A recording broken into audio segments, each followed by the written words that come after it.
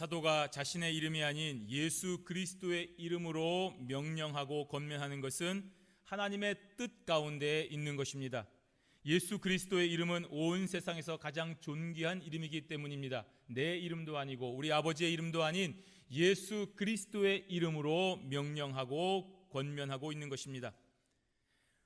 오늘 사도 바울은 본문의 시작을 그래서 존귀하신 예수 그리스도의 이름으로 명령하노라라고 시작을 하고 있습니다.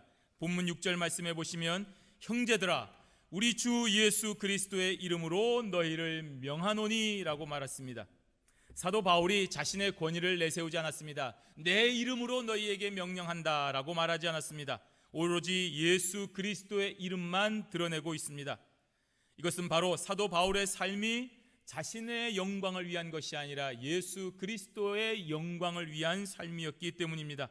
그러므로 오늘 데살로니가 교회를 향한 강력한 권면에 자신의 이름이 아닌 예수 그리스도의 이름으로 명령하고 있습니다. 또 그 명령이 데살로니가 교인들에게 꼭 필요한 명령이기 때문입니다.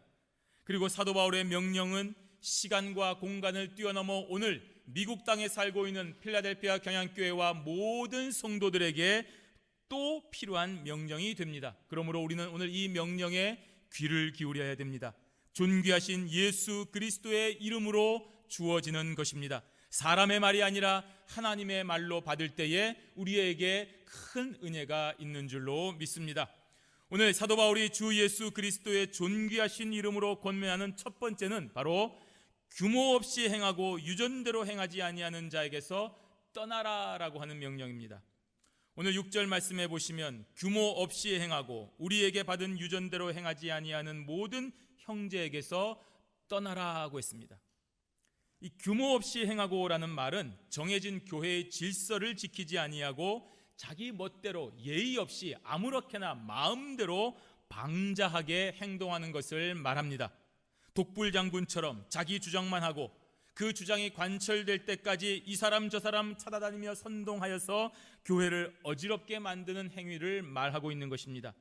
자신은 올바르다고 생각하고 있지만 결국에는 그 올바르다고 하는 그 독선 때문에 교회에 아무런 도움이 되지 못하고 해만 주는 행동이 바로 규모 없는 행동이 되는 것입니다.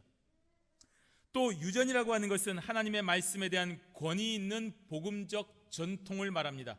이러한 권위는 예수님께서 사도를 통하여 전승이 되었습니다.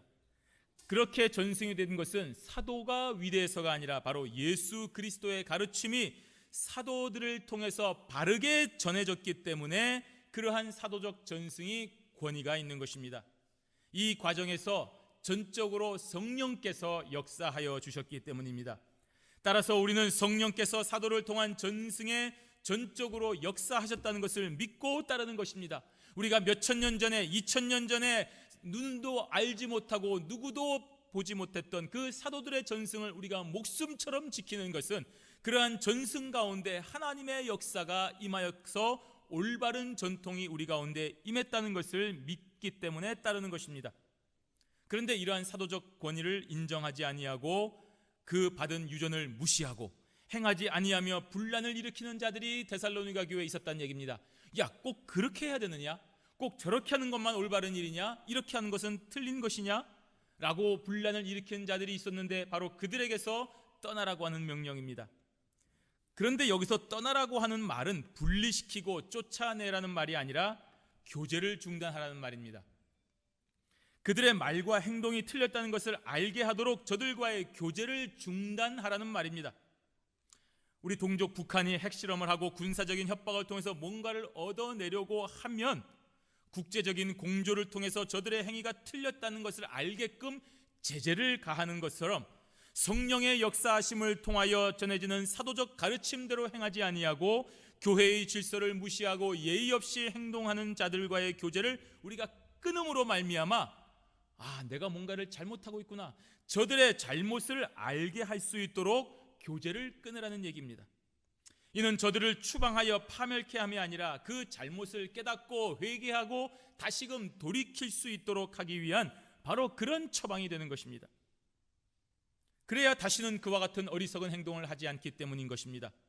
그리고 이어서 사도 바울은 자신의 삶으로 보여줬던 모습을 너희들이 좀 기억하라라고 말하고 있습니다.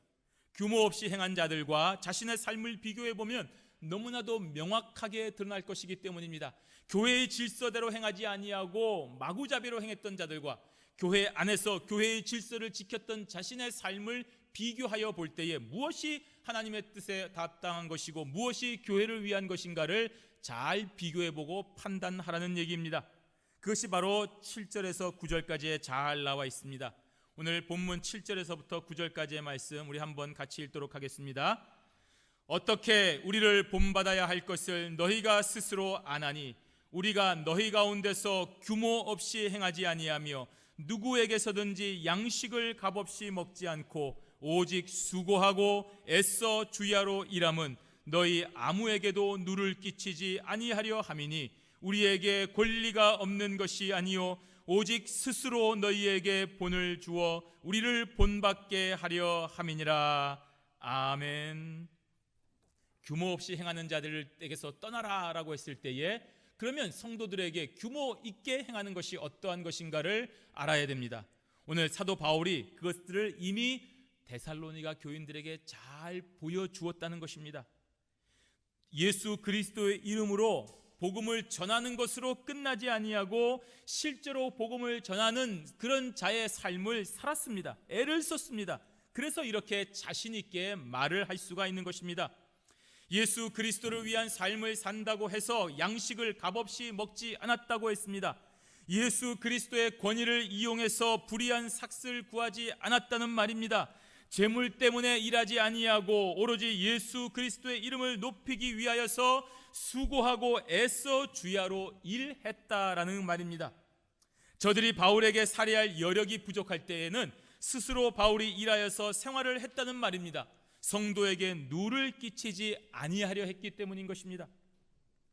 이처럼 성도를 생각하는 사도 바울의 모습은 스스로 일하지 아니하고 다른 성도들에게 오히려 짐만 되는 규모 없고 유전대로 행하지 않는 자들과 정말 명확하게 대비가 되고 있습니다. 이러한 두 종류의 사람들을 보면 우리는 어느 쪽이 올바른지를 스스로 알게 되는 것입니다. 공부 잘하는 사람들과 공부 못하는 사람들의 모습을 보면 어떻게 사는 것이 공부 잘하고 어떻게 사는 것이 공부를 못하는 것인가, 어떻게 하는 것이 올바른 삶이고 어떻게 하는 것이 올바르지 못한 삶인가를 우리가 잘 알 수가 있는 것입니다. 그렇다고 사도 바울이 무슨 살해를 받을 권리가 없었던 것은 전혀 아니었습니다. 자신의 삶을 다해 복음을 전하고 가르치는 사도들에게 하나님은 분명하게 살해를 받도록 허락을 하셨습니다. 그럼에도 불구하고 자신이 할 수 있는 최선을 다해 복음 전도와 일을 병행한 삶을 살았습니다. 이러한 모범을 보인 사도 바울의 모습은 일도 하지 아니하고 나태하게 놀면서 다른 성도의 열매를 요구하는 규모 없는 자들과 명확하게 대비가 되고 있는 것입니다. 정상적인 이성을 가진 사람들이라고 한다면 어느 것이 올바른 것이며 어떤 것이 틀린 것인가를 잘 구별할 수 있는 것입니다. 따라서 성도는 살아가면서 어떤 사람들이 하나님의 나라를 위하여 살고 있는지, 어떤 사람들이 자신의 유익을 위하는 것인지를 구별할 수 있다는 말입니다. 우리 교육자가 하나님을 위하고 있는지, 우리 교육자가 자신의 유익을 구하고 있는지 여러분이 정상적인 사고를 가지고 얼마든지 비교하고 판단할 수 있다는 말입니다. 그렇게 구별이 되면 주저없이 여러분들은 올바른 길로 가야 됩니다. 지금까지 쌓아온 정 때문에, 지금까지 있었던 일 때문에 우리가 그래도 이 사람을 따라가야 되지 않겠느냐라고 할 필요가 전혀 없다는 말입니다. 떠나가야 됩니다. 교제를 끊어야 된다는 말입니다. 하나님의 종이라고 하면서 자기의 유익을 구하는 자들을 여러분은 단호하게 거부해야 됩니다. 성도라고 하면서 다른 성도들을 미혹해 하고 있다면 그들에게서 떠나야 되는 것입니다. 세상적인 관계 때문에, 그 사람과 나와의 정 때문에 그러한 구별에서 분명하게 알고 있음에도 불구하고 떠나가지 못한다면 여러분들에게 큰 손해가 되기 때문입니다.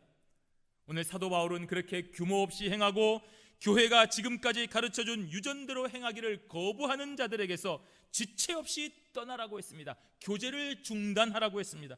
이것은 분명한 명령입니다. 너희들이 해도 되고 안 해도 되는 그런 것이 아니라 반드시 해야 되는 명령인 것입니다. 또한 사도 바울의 권위로 그러한 것이 아니라 주 예수 그리스도의 이름으로 명령한 것입니다. 어린아이 같은 경우에는 판단력이 없을 수가 있습니다. 그리고 분별력이 없어서 나쁜 친구들과 어울리면서도 자기가 모를 수가 있습니다. 하지만 성인이 되고 어른이 되어서도 그러한 사람들을 구별하지 못하고 그런 나쁜 사람들과 스스럼 없이 어울리고 있다면 정말로 어리석은 행동을 하고 있는 사람이거나 그 사람도 그렇게 나쁜 사람들이거나 어리석은 사람들이 되는 것입니다. 그러므로 신앙에 성숙함이 있는 경향의 성도라고 한다면 교회의 질서를 해하는 규모 없는 자들에게서 결단하고 떠나야 되는 것입니다. 지금까지 하나님의 말씀과 교회의 정통에 의한 가르침에서 벗어나거나 순종하지 않는 자들에게서 분명하게 떠나야 됩니다. 교제를 중단해야 됩니다. 그래야 저들도 자신의 잘못을 알고 회개할 기회를 얻기 때문입니다. 인간적인 정의나 다른 이유로 인해서 주저할 문제가 아닙니다. 여러분의 영혼이 걸린 문제입니다. 주 예수 그리스도의 이름으로 우리에게 주어진 명령임을 깨닫고 이러한 자들에게서 지체 없이 떠나는 지혜로운 성도들이 되시기를 바랍니다. 두 번째로 오늘 사도 바울이 주 예수 그리스도의 존귀한 이름으로 명하는 그 명령은 열심히 일해서 자기의 먹을 것을 스스로 구하라는 것입니다. 오늘 데살로니가 후서 3장 10절에서 12절까지의 말씀 우리 함께 읽도록 하겠습니다. 우리가 너희와 함께 있을 때에도 너희에게 명하기를 누구든지 일하기 싫어하거든 먹지도 말게 하라 하였더니 우리가 들은즉 너희 가운데 규모 없이 행하여 도무지 일하지 아니하고 일만 만드는 자들이 있다 하니 이런 자들에게 우리가 명하고 주 예수 그리스도 안에서 권하기를 종용히 일하여 자기 양식을 먹으라 하노라. 아멘. 지금도 그렇지만 당시 데살로니가 교회에는 잘못된 가르침 때문에 일하지 않고 나태한 삶을 사는 사람들이 참 많이 있었습니다. 예수님께서 이 세대가 가기 전에 재림하신다고 한다는 그 이유 때문에 그런 말씀을 잘못 해석한 것 때문에 현실과 동떨어진 삶을 살았던 것입니다. 예수님이 곧 오시는데 지금 우리가 뭐 하고 있느냐? 빨리 가진 것 다 팔고 우리가 복음을 전해야 되지 않겠느냐? 우리가 생업도 중단하고 회사도 가지 말고 자녀들 학교도 보내지 말고 다 주님의 복음을 전하는 자들이 되어야 된다라고 주장을 했던 것입니다. 물론 그렇게 생각한 사람들도 있었지만 또 어떤 사람들은 일하기 싫어했기 때문에 실제로 그런 명령에 귀를 기울인 사람들도 있었습니다. 이렇게 나태하고 잘못된 삶을 살아가는 자들에게 사도 바울은 일하기 싫어하거든 먹지도 말게 하라라고 명령한 것입니다. 일하기 싫어하는 자들은 일하고 싶은데 일하지 못하는 그런 자들이 아니라 일을 할 수 있는데도 하지 않는 자들을 말하는 것입니다. 의지가 없는 자들을 말하는 것입니다. 하나님께서 주신 건강한 육체, 하나님께서 주신 지혜, 하나님께서 주신 각자에게 주신 달란트를 가지고 있는데도 불구하고 게으름과 나태함으로 일하기 싫어하는 자들은 하나님의 뜻을 어기는 자들이기 때문입니다. 또한 그렇게 일하지 않고서 다른 사람들에게 기대어서 다른 사람들의 열매를 따먹고 마시는 것은 더 비성경적인 모습입니다. 하나님께서 창조하셨던 인간은 죄를 짓기 전에도 일해야 됐습니다. 죄의 결과로 일을 하는 것이 아니라 죄 짓기 이전에도 일을 해야 됐습니다. 죄를 지은 후에는 더욱더 땀을 흘려 일해야 됐습니다. 그러므로 일하지 않으면서 남들의 노력을 착취하거나 혹은 속임수로 그들의 재물을 취하려는 자들은 하나님께 불의한 자들입니다. 잠언 21장 6절에 보시면 속이는 말로 재물을 모으는 것은 죽음을 구하는 것이라. 사기치는 자들은 죽음을 구하는 자라는 것입니다. 설사 예수님이 곧 오신다 하더라도 임박한 재림에 따라가 하더라도 진정한 성도라고 한다면 오늘 저와 여러분들에게 주어진 계속되는 주의 일을 하면서 복음을 전해야 되는 것입니다. 한 달 뒤에 예수님이 오신다 하더라도 여러분들은 그 2달 뒤에 오시는 것처럼 일해야 된다는 말입니다. 그것이 올바른 태도입니다. 주신 육체와 재능을 가지고 할 수 있는 한 열심히 일하는 것이 바로 하나님의 뜻입니다. 그런데 자신도 일하지 않으면서 다른 사람들조차 일하지 않도록 돌아다니면서 일만 만드는 자들, 여기 본문에 보시면 일만 만드는 자들이 있다고 했습니다. 성실하게 오늘 하루 살아가는 사람들을 찾아다니면서 야, 너 지금 일할 때가 아니야, 예수님 곧 오신다니까 하고 헛된 사상 주입하고 곧 오시는 주님을 맞이하러 가야 된다고 소란을 떠는 자들을 말합니다. 그래서 교회를 혼란에 빠뜨리고 정상적인 활동에 지장을 주는 자들이 바로 일만 만드는 자들입니다. 이러한 자들에게 사도 바울이 뭐라고 얘기했습니까? 종용이 일하여 자기 양식을 먹으라고 명령했습니다. 너희들 다른 사람의 일에 쓸데없이 참견하거나 그 사람 그 잘 살고 있는데 회방 놓지 말고 쓸데없이 선동하지 말고 너가 가진 달란트로 조용히 일해서 먹을 양식을 너 스스로 구하라는 말입니다.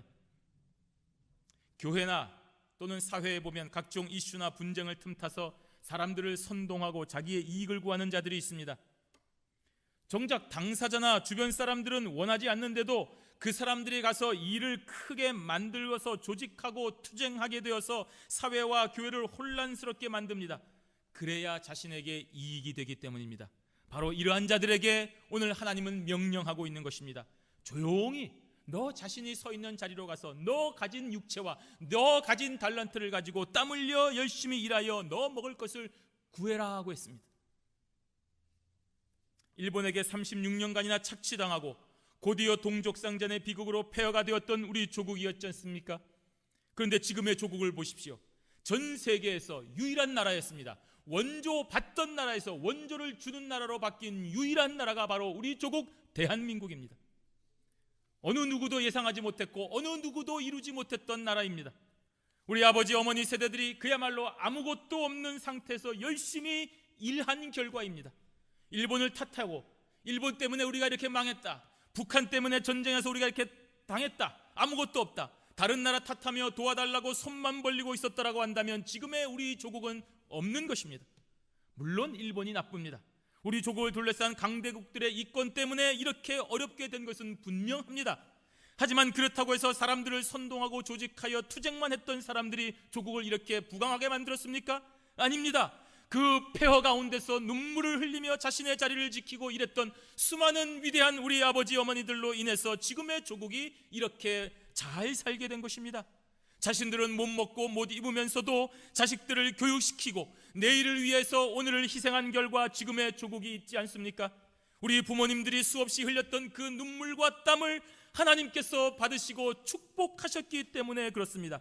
이것이 성경적인 원리인 것입니다. 놀고 먹는 것은 성경적이 아닙니다. 남 탓하고 가만히 있는 것은 성경적이 아닙니다. 복지라고 하는 것은 일할 수 있는 자들이 일할 수 있도록 도와주는 것이 복지여야 됩니다. 그것이 성경적이며 합당한 것입니다. 이제 우리 교회도 주는 교회가 되어야 됩니다. 일하는 교회가 되어야 됩니다. 지난 10년간 우리가 자립하여 일할 수 있도록 많은 도움을 받았습니다. 이제 정말로 그것에 감사한 마음을 느끼고 이제는 우리가 주는 교회가 되어야 됩니다. 일해야 됩니다. 다른 사람들을 세우는 교회가 되어야 됩니다. 할 수 있는 최선을 다해서 감당해야 됩니다. 아직도 힘들다, 어렵다, 이래서 안 되고 저래서 안 되고 그런 말 할 때가 아닙니다. 그러한 선동과 불평에 여러분 귀를 기울이지 마시기를 바랍니다. 그런 언행과 태도는 하나님 나라에 합당하지가 않습니다. 이러니까 더 노력해야 되고 그렇기 때문에 더 힘써 일해야 되는 것입니다. 그렇게 주는 교회, 일하는 교회의 모습이 우리에게 새로운 10년을 향한 비전이 되어야 됩니다. 그럴 때에 하나님은 저와 여러분들을 축복하여 주시는 것입니다. 기도하면서 감당해야 됩니다. 땅을 보지 말고 하늘의 하나님을 바라보며 전진해야 됩니다. 우리 하나님께서 저와 여러분들의 중심을 보시고 축복해 주시는 것입니다. 이 분명한 사실을 믿고 하늘의 축복을 받을 때까지 전진하는 저와 여러분들이 되시기를 바랍니다. 세 번째로 주 예수 그리스도의 존귀한 이름으로 명하는 사도 바울의 세 번째 명령은 주 안에서 선을 행하다가 낙심치 말라는 명령입니다. 주어진 어려움 속에서 열심히 살아가는 사람은 별다른 노력도 하지 아니하고 놀면서 그럭저럭 잘 살아가는 모습을 볼 때 참 힘 빠집니다. 나는 죽어라 하고 아침부터 저녁까지 월요일서부터 토요일까지 땀 흘려 일해도 겨우겨우 살아가는데 다른 사람들은 놀고 먹으면서 새치 혀만 날리고 더도 얼마든지 풍성하게 잘 사는 모습을 볼 때 그냥 힘이 빠지는 것입니다. 나만 이렇게 힘들어 살아서 뭐하냐 하는 생각이 듭니다. 열심히 일해서 성실하게 세금 다 꼬박꼬박 냈는데 그 세금이 일하지 않고 놀고 먹는 저들의 배만 불려주는 것을 볼 때 화가 날 수밖에 없는 것입니다. 바로 이러한 상황을 염두에 둔 바울은 낙심치 말라고 했습니다. 13절 말씀에 형제들아 너희는 선을 행하다가 낙심치 말라. 이 낙심하다는 말은 완전히 정신을 잃는 것을 말합니다. 녹초가 되는 것을 말합니다. 아무리 열심히 일하고 노력해도 온당한 결과가 주어지지 않을 때에 그만 지치고 모든 의욕과 용기를 잃어버리는 상태를 바로 낙심이라고 말하는 것입니다. 그래서 나도 세금 안 낸다 탈세하게 되고, 자신도 일하지 않고 저들처럼 적당히 속이면서 이득을 취하여 그렇게 살려고 하는 것입니다. 사도 바울은 갈라디아서 6장 9절에서도 우리가 선을 행하되 낙심하지 말지니 피곤하지 아니하면 때가 이름에 거두리라 하고 했습니다. 그렇습니다. 이 세상에 수많은 사람들이 놀고 먹으면서 잘 산다 하더라도, 대를 이어서 잘 산다 하더라도 우리는 그들을 보고 절대로 낙심하면 안 됩니다. 올바른 길이 아니기 때문입니다. 신자의 삶이 아니기 때문입니다. 하나님은 열심히 일하라고 했습니다. 그래서 우리가 받는 육체와 달란트로 땀 흘려 일해야 됩니다. 정당한 노동을 해야 됩니다. 그 노동에 합당한 세금을 내야 됩니다. 하나님을 바라보며 살아가야 됩니다. 우리가 열심히 일해서 낸 세금으로 비록 저들이 배불리 먹고 사는 것 때문에 낙심하지 말고 부러워하지 말고 살아야 되는 것입니다. 우리는 올바른 길을 가고 있기 때문입니다. 다른 것 생각하지 말고 내가 하나님 앞에서 올바른 길을 가고 있는가를 생각을 해야 됩니다. 하나님께서는 공의로우신 분이십니다. 공의롭게 하여 주실 것을 믿고 오늘도 하나님께서 인정하시는 선한 길을 가야 되는 것입니다. 때가 이르면 이러한 불의는 사라질 것이기 때문입니다.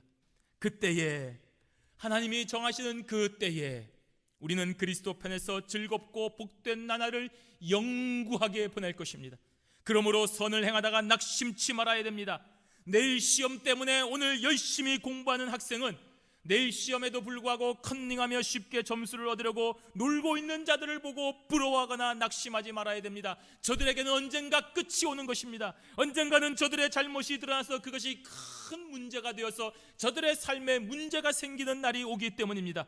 그러나 묵묵히 오늘을 성실하게 눈물을 흘리면서 땀을 흘리며 살았던 자들은 그 흘렸던 땀과 눈물을 닦아주시는 하나님의 축복이 반드시 있다는 것을 믿으셔야 됩니다.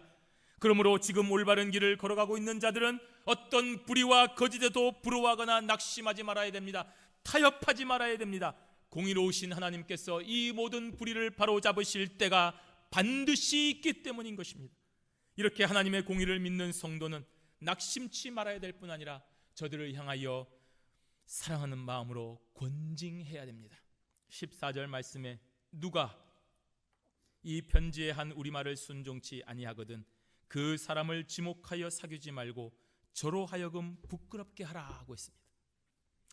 규모 없이 행하고 스스로 일하지 않으며 돌아다니면서 교회의 분란만 일으키는 자들에게 그러한 삶을 좀 살지 말고 똑바로 살라고 권면하였는데도 불구하고 불순종한다면 그것은 명백하게 주님의 뜻을 저버리는 행위가 됩니다. 그렇기 때문에 저들을 권징하라는 말입니다.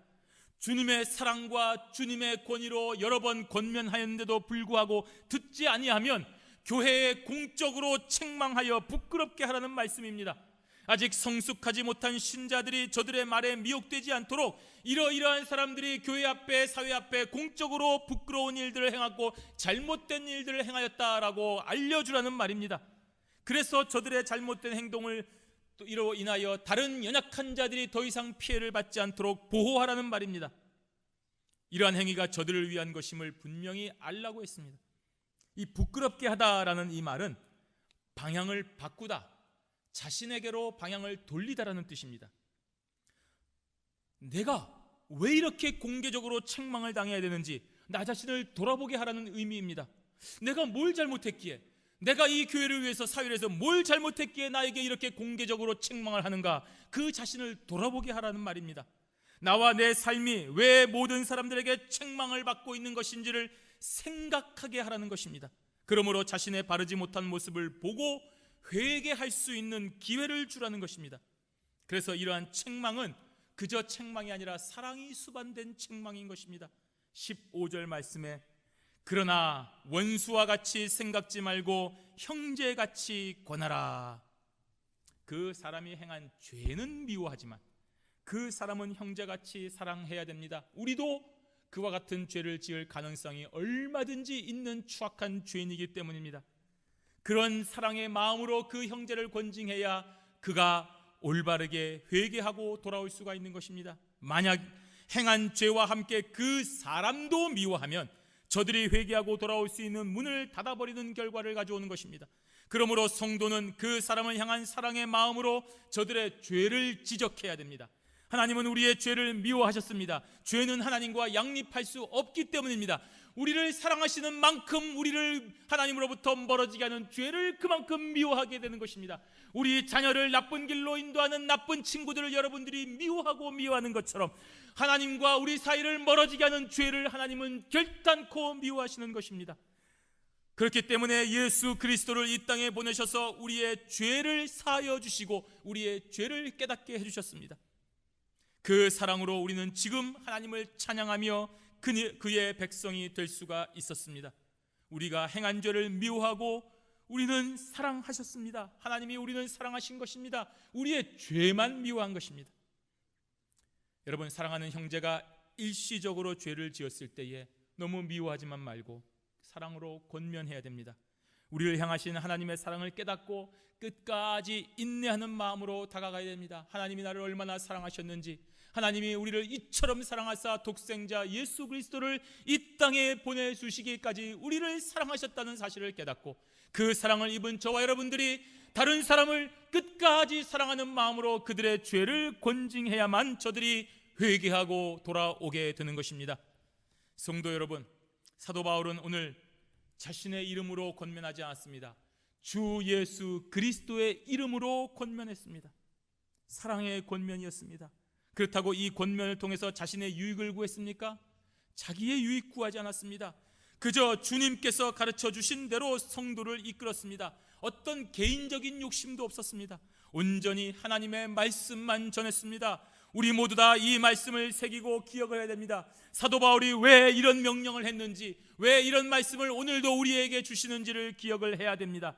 그러면 이 땅에 사는 동안 하나님의 뜻을 온전히 이루는 성도가 되는 것입니다. 오늘 이 말씀에 찔리는 마음이 있습니까? 여러분을 향하신 하나님의 말씀입니다. 여러분의 삶을 돌이키셔야 되는 것입니다. 교회에서도 사회에서 규모 없이 행하지 말고 가르쳐 주신 말씀과 행위의 모범을 따라 살아가는 성도들이 되시기를 바랍니다. 기도하시기를 바랍니다. 말씀을 읽으시기를 바랍니다. 하나님의 법도대로 살아가시기를 바랍니다. 세상의 것을 단연코 버리시기를 바랍니다. 다른 사람 선동하거나 쓸데없이 분란을 일으켜서 일만 좀 만들지 말고 자신에게 주어진 달란트와 그 기회로서 성실하게 일해서 하나님의 뜻을 이루어가는 성도들이 되시기를 바랍니다. 바로 이렇게 열심히 살아가시면 때로는 막막할 때도 옵니다. 나 혼자만 이렇게 잘못된 길을 가나 싶을 때가 있습니다. 주변에서는 주식에 투자하고 부동산 투기를 통해서 일확천금을 얻고 자자손손대로 먹을 것을 준비해 놓는 사람들을 볼 때에 야, 내가 살고 있는 삶의 방식이 맞는가 하는 기운이 빠질 때도 있습니다. 하지만 여러분, 낙심치 마십시오. 하나님의 명령입니다. 그렇게 사는 것은 주의 뜻이 아니라고 했습니다. 그러한 삶의 방식도 신자의 삶의 방식이 아닙니다. 하나님의 나라는 결코 그러한 불의가 없습니다. 그러므로 성도인 저와 여러분이 지금 성실하게 주어진 삶을 하루하루 살아가는 것이 하나님께서 인정하시는 유일하고 올바른 길이라는 것을 분명하게 기억하시고 끝까지 인내하며 낙심치 말고 하나님 앞에 분명한 길을 걸어가는 저와 여러분들이 되시기를 주님의 이름으로 축원합니다. 아멘. 기도하겠습니다.